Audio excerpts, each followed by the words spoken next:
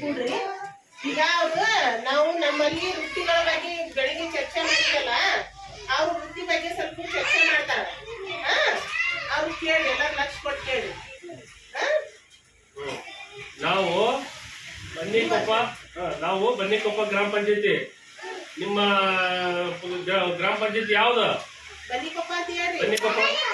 ನಿಮ್ಮ ಗ್ರಾಮ ಪಂಚಾಯತಿಯಲ್ಲಿ ನಾನು ನಾರಾಯಣ ದೊಡ್ಡಮನಿ ಅಂತ ಕರ ಉಸಲಿಗಾರ ಅಂದ್ರೆ ನಿಮ್ಮ ಮನೆ ಟ್ಯಾಕ್ಸ್ ನಡೆದಿಲ್ಲ ಇಂಥ ಕೆಲಸ ಮಾಡೋ ನಾನು ಬನ್ನಿಕೊಪ್ಪದಾಗ. ನಂದು ಪ್ರತಿದಿನ ಕೆಲಸ ಏನಿರ್ತ, ಬೆಳಗ್ಗೆ ನಾನು 7 ಗಂಟೆಗೆ ಗ್ರಾಮ ಪಂಚಾಯತಿಗೆ ಹೋಗ್ಬೇಕು. ಅಲ್ಲಿ ಹೋಗಿ ನನ್ನ ಹಾಜರಾತಿಯನ್ನು ನಾವು ದೃಢೀಕರಿಸ್ಬೇಕು. ದೃಢೀಕರಿಸಿದ ನಂತರ ನಿಮ್ಮ ಮನೆಗೆ ನಾವು ಬರ್ತೀವಿ. ನಿಮ್ಮ ಮನೆಗೆ ಎದಕ್ಕೆ ಬರ್ತೀವಳು?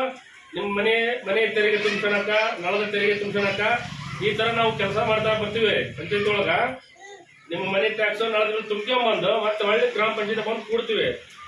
ಆಮೇಲೆ ಏನ್ ಕೆಲಸ ನಮ್ದು ಗ್ರಾಮ ಪಂಚಾಯತಿ ಏನಾರ ಇದ್ರೆ ಆಫೀಸಲ್ಲಿ ಕೆಲಸ ಮಾಡ್ತೀವಿ. ಆಫೀಸಲ್ಲಿ ಕೆಲಸ ಮಾಡಿದ ನಂತರ ನಿಮ್ಮ ಆಸ್ತಿ ಸಂಬಂಧಪಟ್ಟ ಏನೋ ದಾಖಲಾತಿ ನೀವು ಕೇಳಕ್ ಬರ್ತೀವಿ.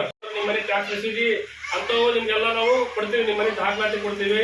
ಆಮ್ಯಾಕೆ ನಿಮ್ದು ಮನೆದು ಏನಾರ ವರ್ಗಾವಣೆ ಆಗೋದಿತ್ತಂದ್ರೆ ಮುಟೇಶನ್ ಆಗಿತ್ತು ನೋಡು, ನಿಮ್ಮ ತಂದೆ ತಾಯಿ ಹೆಸರು ಇರ್ತಾವ, ಅರ್ಧ ಹೆಸರು ಮನೆ ಇರ್ತಾವಲ್ಲ, ಅಂತ ಆಸ್ತಿಗಳನ್ನು ನೀವು ಕೊಟ್ಟಂತ ಅಪ್ಲಿಕೇಶನ್ ತಗೊಂಡು ನಿಮ್ಮ ಯಾರ ಹೆಸರು ಮಾಡ್ಬೇಕು ಅಂತ ಹೆಸರು ಖಾತೆ ಬದಲಾವಣೆ ಮಾಡ್ತೀವಿ. ಆ ಕೆಲಸ ಮಾಡ್ತೀವಿ. ಅದಾದ ನಂತರ ಮತ್ತೆ ನಿಮ್ಗೆಲ್ಲ ಗ್ರಾಮ ಪಂಚಾಯತಿಗೆ